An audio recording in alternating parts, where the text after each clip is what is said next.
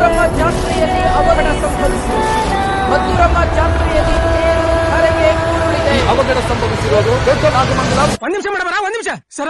ಅವನು ವಾಪಸ್ಸಕ್ಕ ನಿನ್ರಿ. ಅದಕ್ಕೊಂದ್ ಕಿಡಿ ಬೇಕಷ್ಟೇ.